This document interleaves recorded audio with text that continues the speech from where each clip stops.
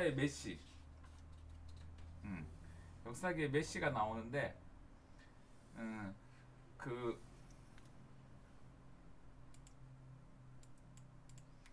개인적으로 우리 한국사에서 이러한 왕을 우리가 가졌다는 거에 대해서 자부심을 가져도 충분할 것 같아요. 나는 전 세계 역사상 그 왕이 백성을 위해서 백성의 소리를 듣겠다 해서 만든 게 백성의 소리라 해서 훈민정음인데, 이 백성의 소리를 듣기 위해서 글자를 만든 왕은 전 세계 아무도 없어요. 그래서 이 사람이 광화문 거리에 우리 역사의 중심에 이렇게 서 있을 수가 있는 거죠.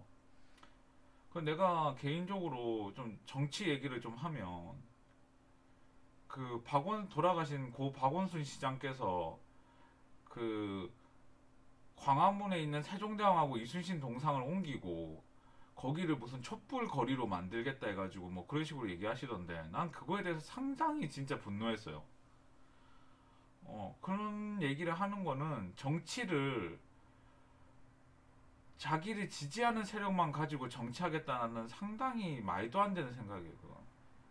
그리고 지금도 한 번씩 지금 그 서울시에서 세종대왕 동상을 옮기겠다는데, 제발 그런 쓸데없는 짓 하지 말고 제발 그 서울시에 있는 집값이나 좀 잡으세요. 그런 쓸데없는 생각하지 말고 좀. 나 진짜 이런 얘기를 진짜 유튜브를 통해서 하고 싶어요.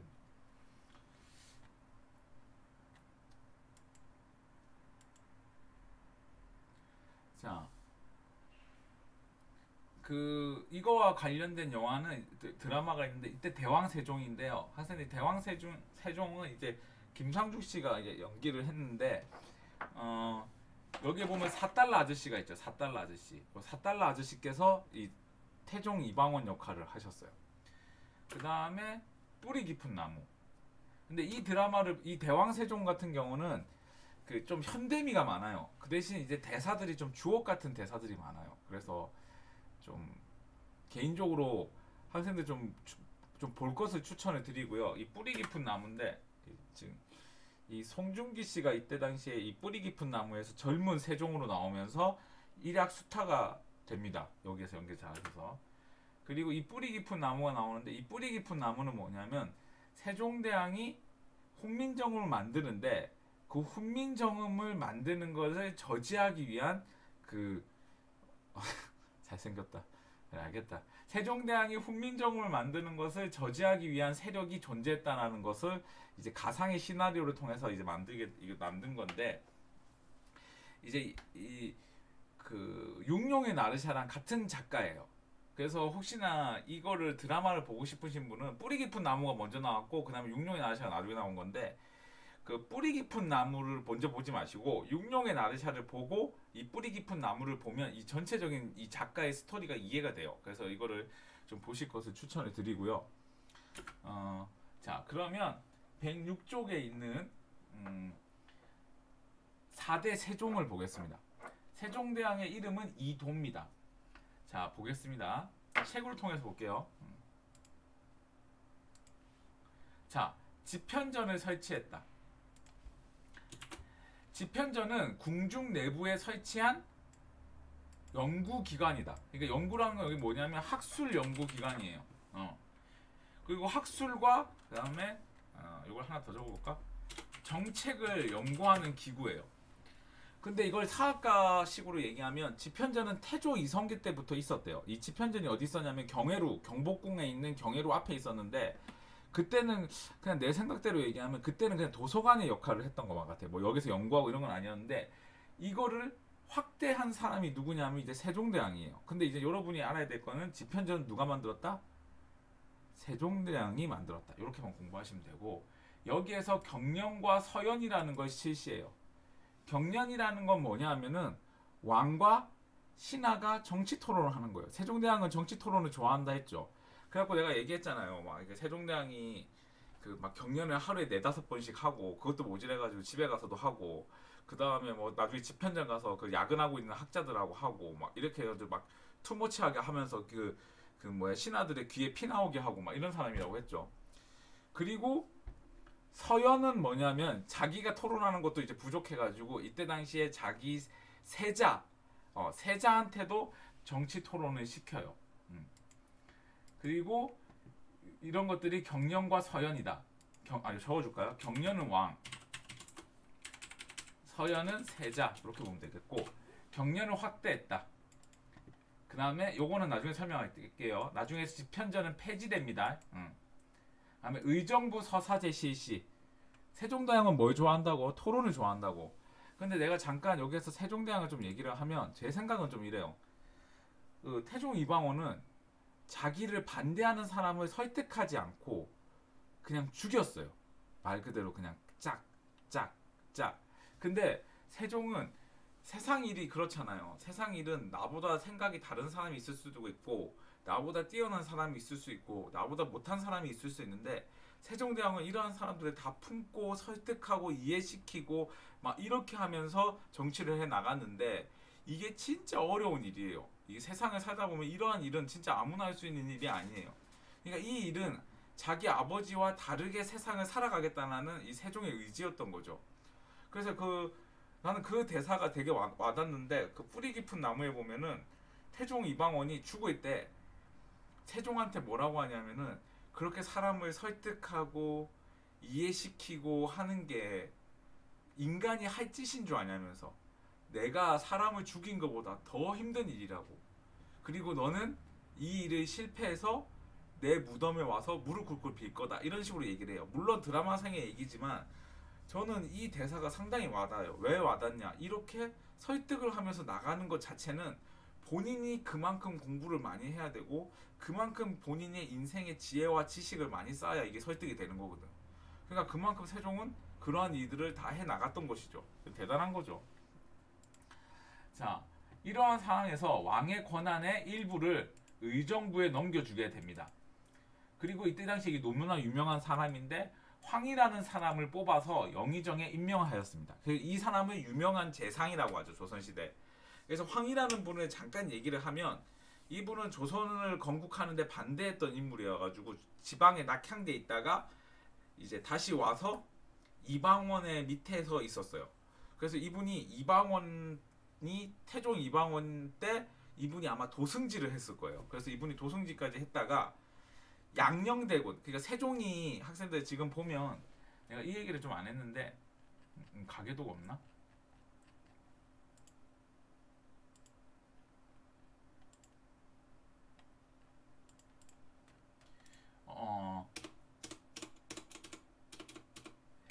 그 태종이 자식이, 이 원경하고 민씨 있잖아요. 원경하고 민씨, 이 집안, 이 여자분의 자식이 충녕대군, 이 세종대왕인데, 이 첫째 아들이 양녕대군인데, 이건 시험에 안 나와요.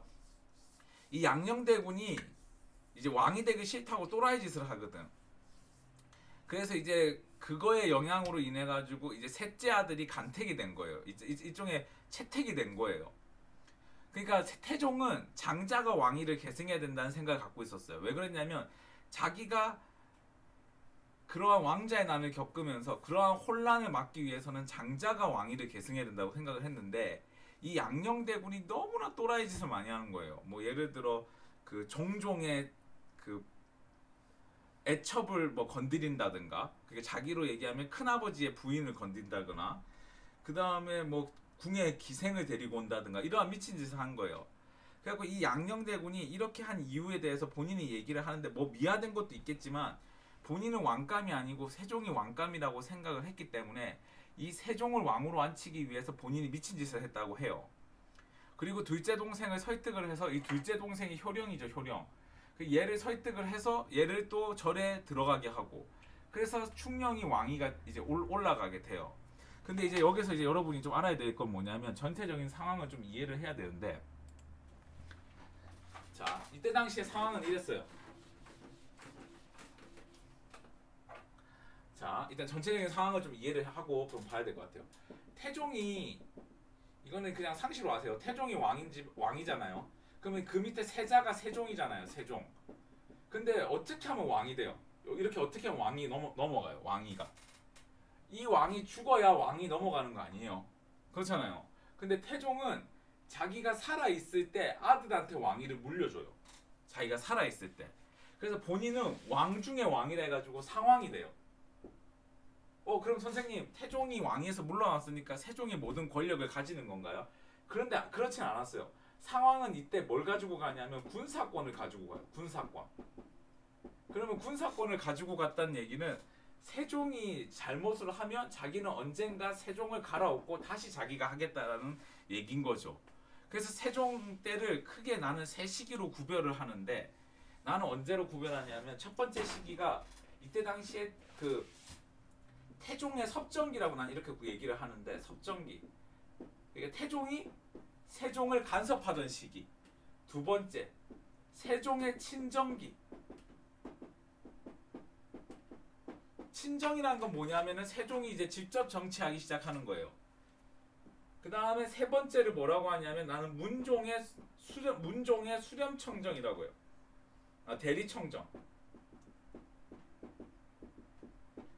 선생님 갑자기 문종이 왜 튀어나와요? 세종의 아들인데, 이 세종의 아들인데 세종이 말년에 문종 보고 네가 정치해라, 난 모르겠다고 세종이 갑자기 이제 문종한테 모든 걸 줘요. 그리고 세종은 뭘 하냐면은 이때 요 세 번째 시기 때 훈민정음을 만들어요. 그러니까 세종이 훈민정음에 몰두할 수 있었던 이유는 이 세자인 문종이 아버지를 대신해서 정치를 정확하게 해줬기 때문이에요. 그래서 이 사람은 세자를 내가 알기로 거의 한 20년 가까이 했는데 왕을 2년밖에 못했어. 그래서 이러한 케이스라고 보면 될 것 같아요. 하여튼 세종대왕의 전체적인 정치적 상황을 내가 얘기해 줬습니다.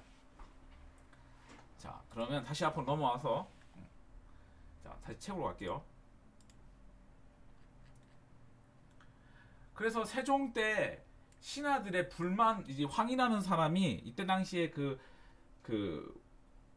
양녕대군, 그러니까 태종의 장자를 지지하다가 귀양을 갔다가 세종대왕이 이 황이 보고 돌아오라고 하고 세 번이나 찾아가서 얘기해서 이 황이가 돌아와서 영의정까지 오르는데, 이 과정에서 신하들의 불만을 이 황이가 중간에서 잘 조절해 줬다고 해요.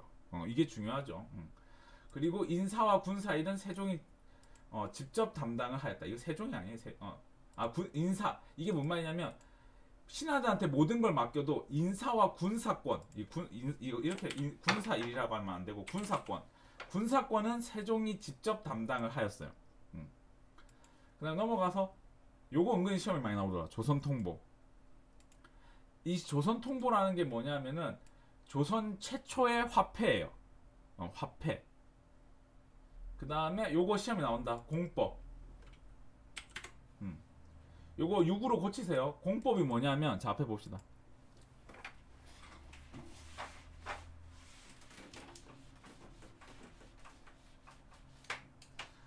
자, 공법이라는 건 뭐냐면은, 자, 이게 전체가 이렇게 있으면 이게 공법이에요.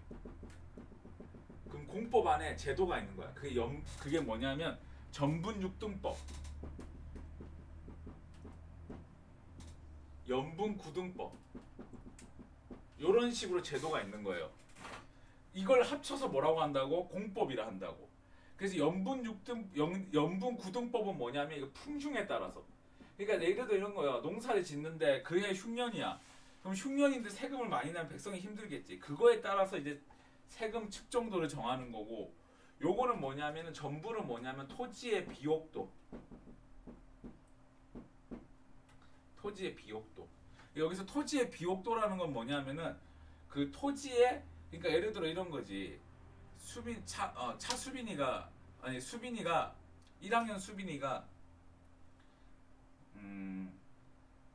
좋은 땅을 가지고 있어. 근데 성윤이는 막 산악 지역에 살아. 그럼 똑같이 세금을 내면 돼요, 안 돼요? 안 되겠죠. 그러니까 오늘로 얘기하면 이거 소득에 따른 세금 분배인 거예요. 이 등급에 따라서. 근데 이 전분하고 연분하고 여러분이 알아야 될 건 뭐냐면, 이 전분하고 연분을 실시하기 위해서 이걸 공법이라 한다 했잖아요. 공법.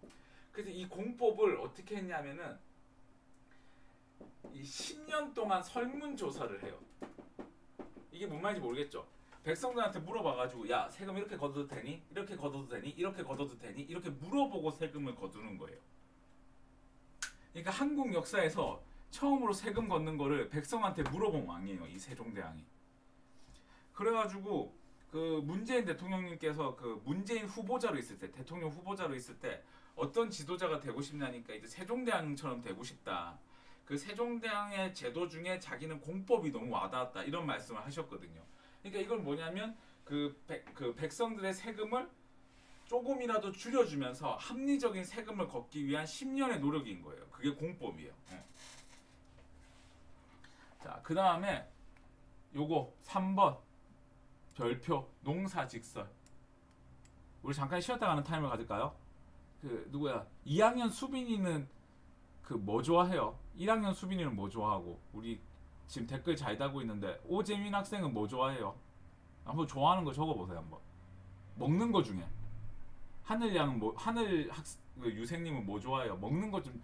여기 채팅방에 지금 12명이 들어와 계신데요. 혹시 자기가 먹는 거 중에 뭐 좋아하는지 한번 얘기해 보세요. 먹는 거 중에.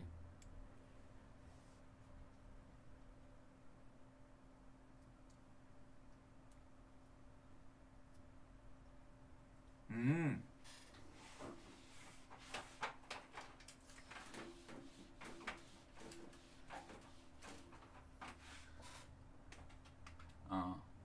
혹시 개 모양을 하신 개 그 캐릭터가 있는 게 1학년 수빈이에요? 2학년 수빈이에요? 그거 잘 모르겠네. 자 봅시다. 오재민 유생님이 예를 들어 삼겹살을 좋아한다. 그러면은 예를 들어 재민이의 벌집 삼겹살. 벌집 삼겹살. 그 다음에 수빈이의 수빈 분식. 그 다음에 2학년 수빈 유생님은 한판 수빈 피자 뭐 이런 게 있다. 그 다음에 나는 이제 요새 좀 바쁘니까 샌드위치를 먹는데 요새 먹고 싶은 샌드위치가 예를 들어 성륜 지하철 샌드위치. 지하철 샌드위치. 이런 게 있다. 그럼 농사직설이 뭔지 보여줄게요. 농사직설은 뭐냐면 재민이의 벌집 3개월 이런 이름들 이런 거야. 세종대왕이 보고 야, 얘 불러와.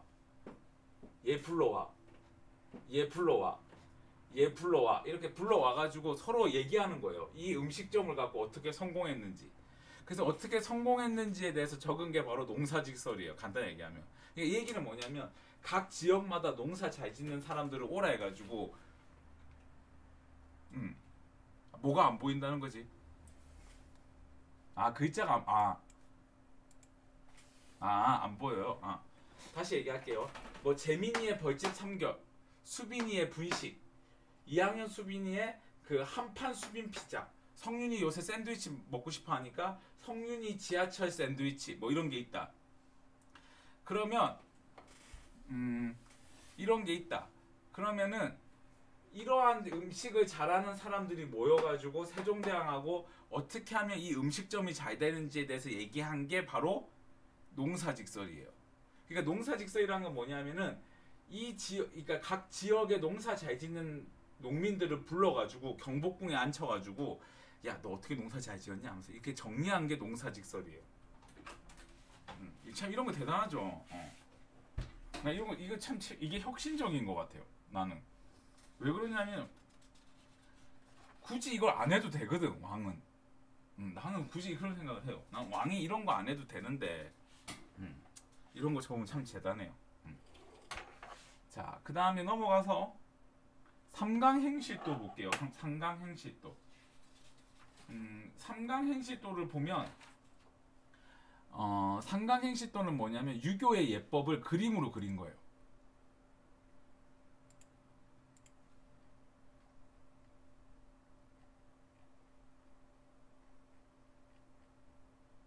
이런 식으로. 이렇게 유교의 예법을 이렇게 그림으로 그린 거예요. 지금 이거 사진이 거꾸로 돼 있는데 이 유교의 예법이 이게 그림으로 그린 거예요. 근데 한 가지 물어볼게요. 유교의 예법을 왜 그림으로 그렸을까? 백성들은 유교의 예법을 모르기 때문에 이거를 그림으로 표시한 거예요. 그러니까 백성들한테 유교를 알려주기 위해서예요. 그 다음에 두 번째, 향약 집선방. 이거 시험 엄청 많이 나와요. 앞에 향약 구급방이 있었는데 그거는 약재에 대해서 소개를 했다면 향약 집선방은 치료법을 적어놓은 거예요. 치료법. 그리고 세종대왕은 또 음악에도 관심이 많아서 박연이라는 사람 보고 궁중음악을 또 정리해달라 했어요. 그러니까 엄청 많이 하는 거지. 이거 이 시대 때 퇴근이 어디 있어? 세종대왕이랑 살면. 그 다음에 학생들 요거 볼게요.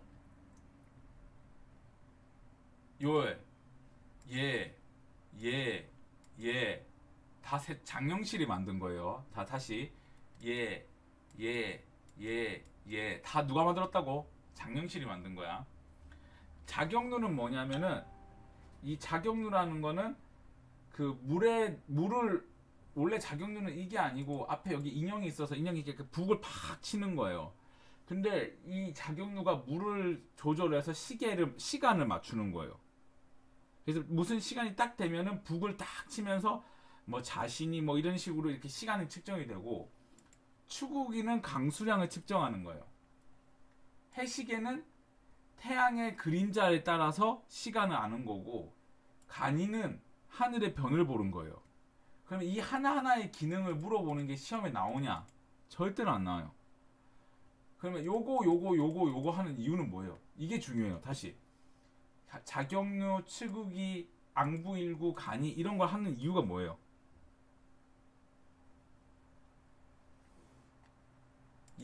이걸 하는 이유가 뭐예요?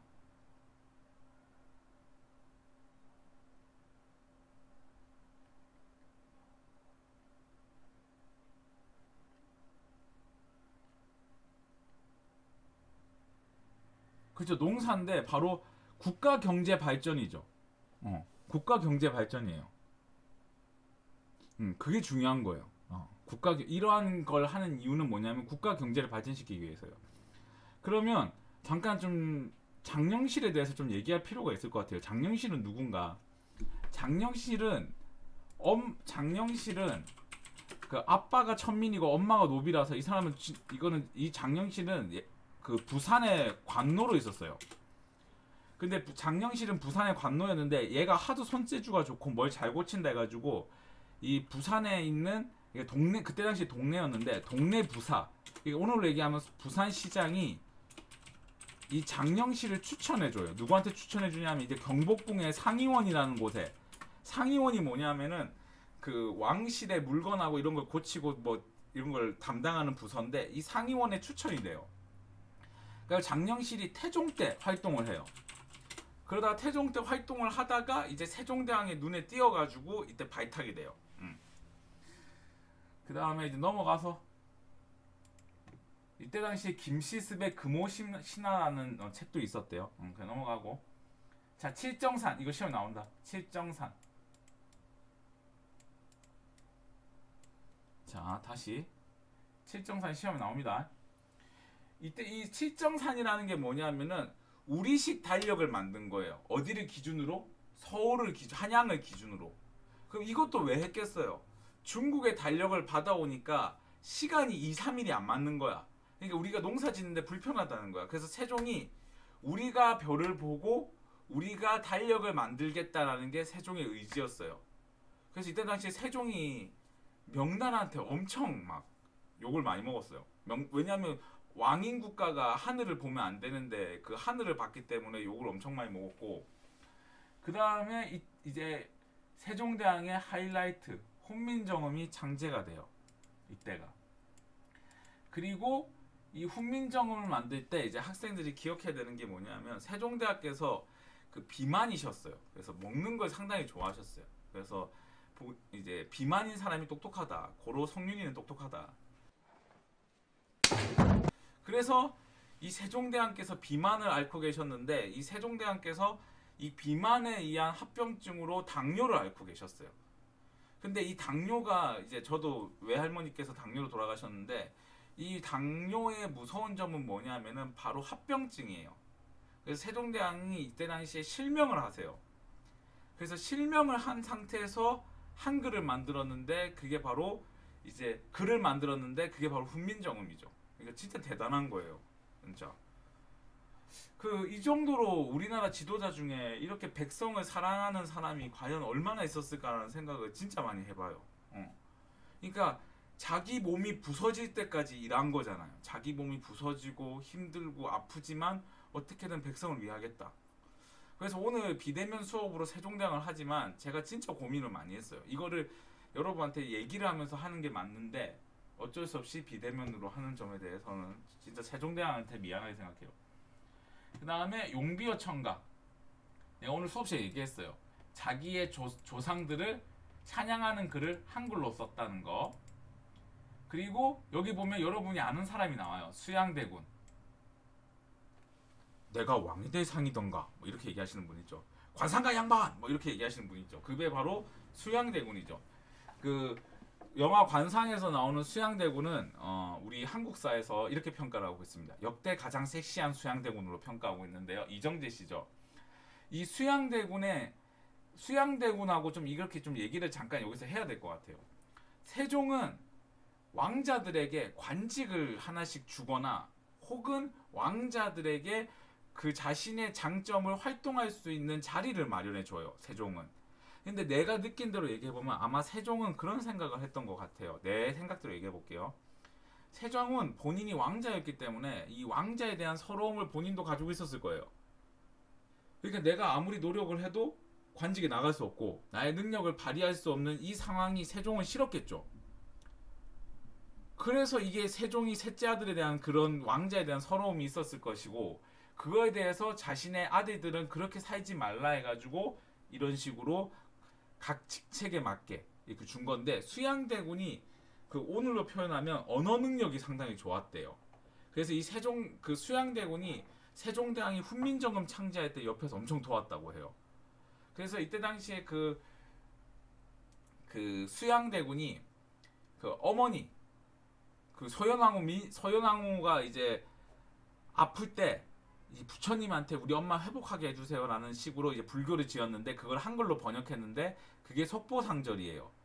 근데 어떤 일각에서는 그렇게 얘기하는 사람들도 있어요.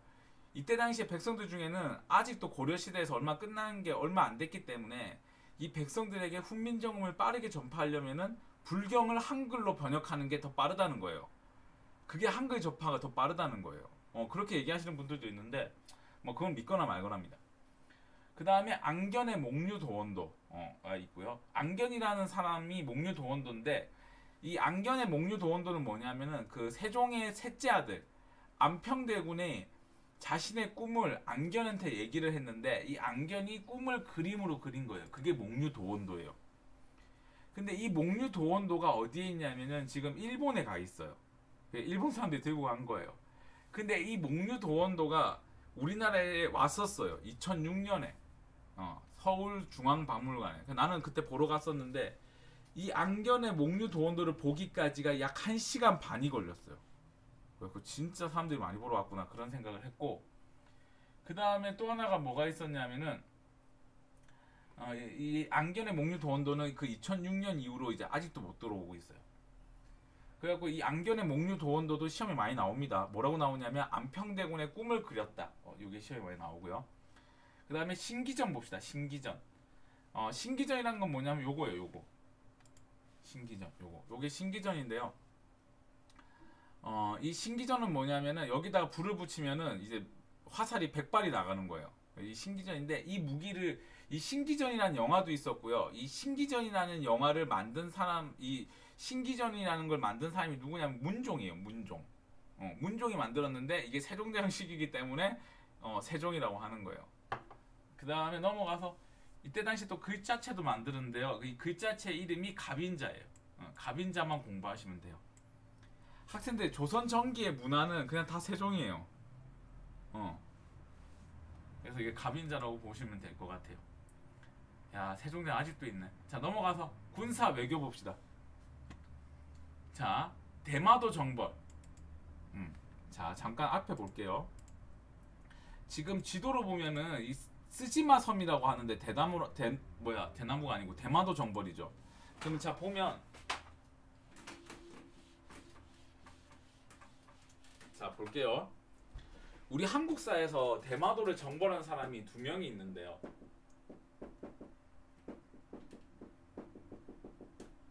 그 첫 번째가 박이라는 사람이에요. 이 사람은 고려시대죠. 그다음에 두 번째가 이종무예요. 이 이종무는 조선시대예요. 근데 조선인데 언제 때냐? 세종인데 이것도 그냥 상식으로 들으세요. 이때 당시에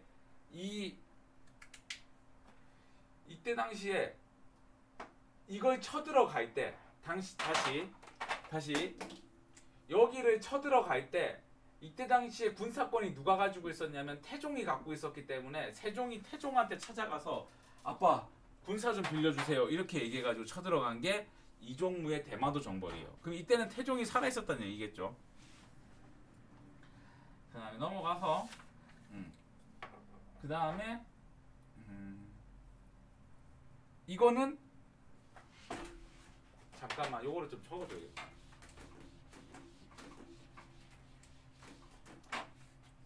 학생들 이거를 내가 전체를 다 정리해 줄게요. 이거를 밑에 책에 있는 거를 같이 보면서 해요.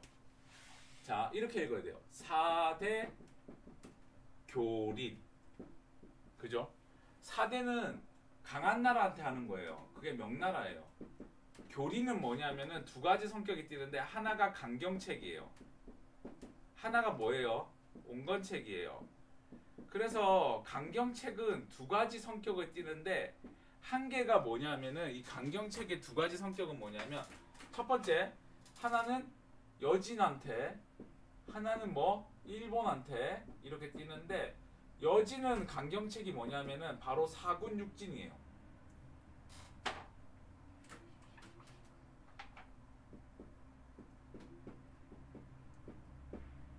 이렇게 돼요.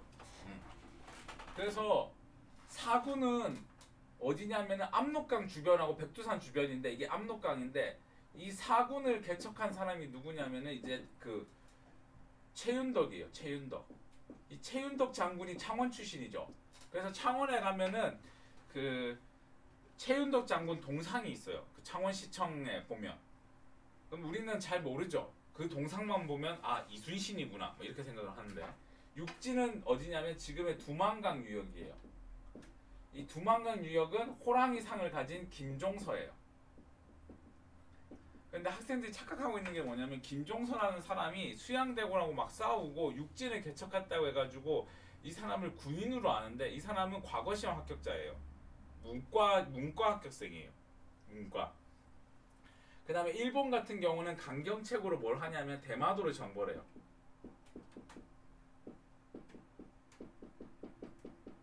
이게 이종무죠.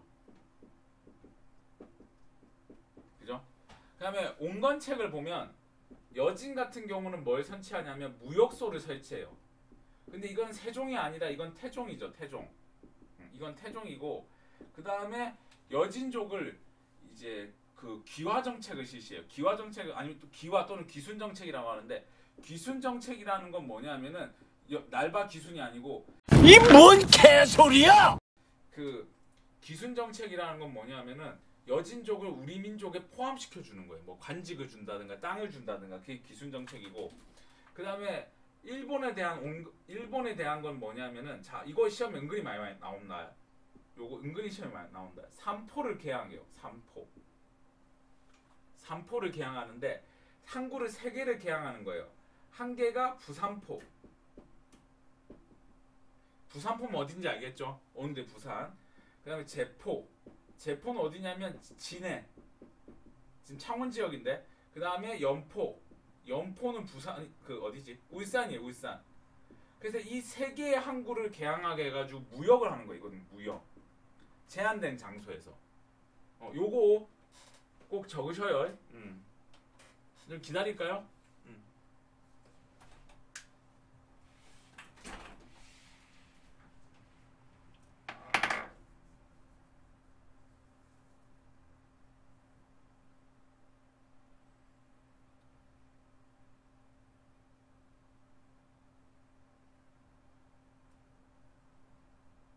다 적으셨으면 채팅방에 다 적었어요. 좀 적어주세요.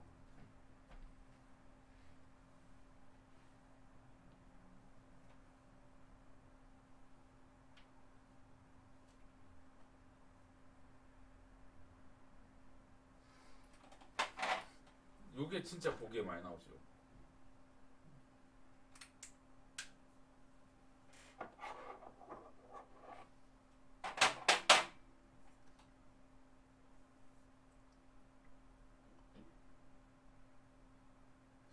네.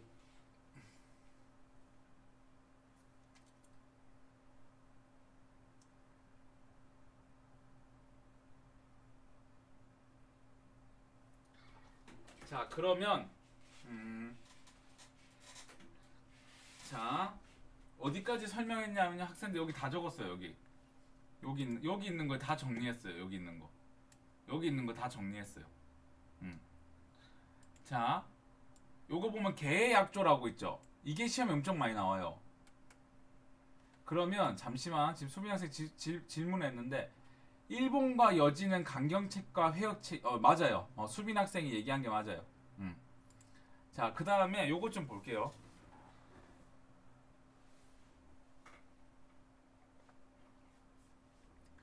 옹건책이랑 회유책이랑 같은 말이에요. 그러니까 엉덩이랑 방댕이나 이 말이에요. 그러니까 옹건책은 부드럽게 했다는 얘기고 회유책은 뭐 달랬다는 얘기인데 뭐 같은 말이에요. 그 다음에 또 하나는 뭐냐면 이 삼포를 자, 여기 좀 볼게요. 삼포를 개항하는 것을 이제 조약으로 체결하는데 그게 개의 약조예요. 이것도 은근히 보기에 많이 나와요.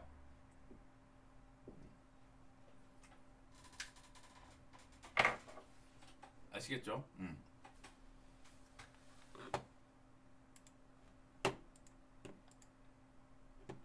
자, 부평가는 시험에 안 나와요. 학생들 가계도는 다음에 할게요. 오늘 세 종밖에 안 되겠네.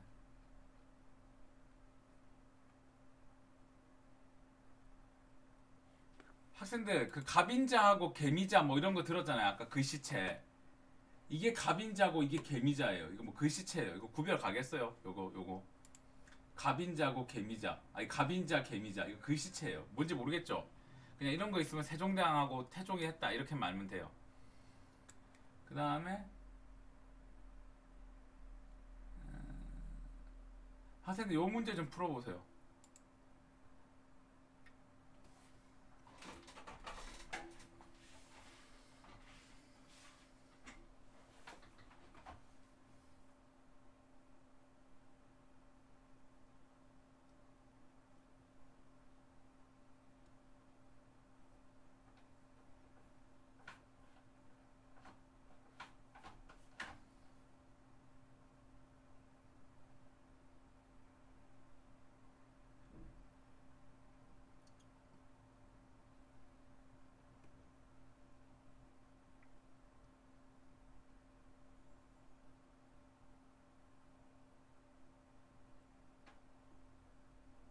이거 몇 번인 것 같아요?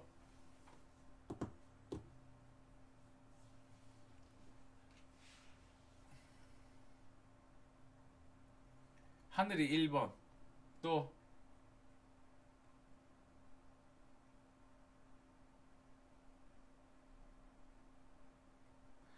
2번이에요. 2번. 왜 2번이냐면 여기 보면은 칠정산 있잖아요. 칠정산 만든 사람은 세종대왕이에요. 세종대왕.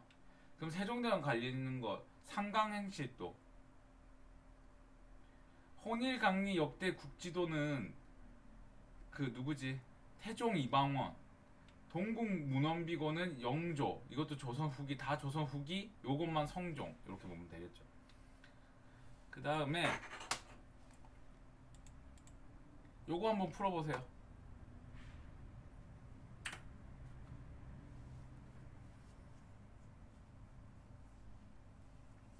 아직 복습을 안 해서 모르는 거예요. 복습하면 잘할 수 있어요.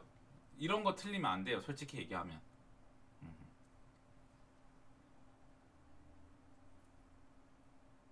지금 문제 푸는 것도 틀리면 안 돼요.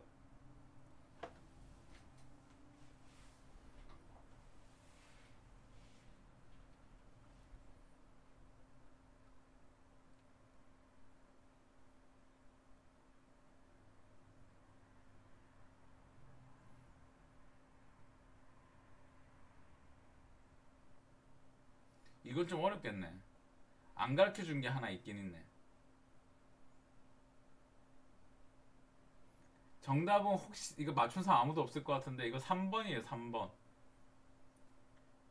이거 이거 시험에 엄청 많이 나오는데 무에도 보통지라는 게 있는데 이게 정조예요. 정조. 이게 엄청 많이 나와요. 이거는 좀 어려웠고 이거는 한국사를 다 공부해야 할 수 있는 거예요. 그 다음에 요거 풀어보세요. 요거는 좀 풀 수 있겠지.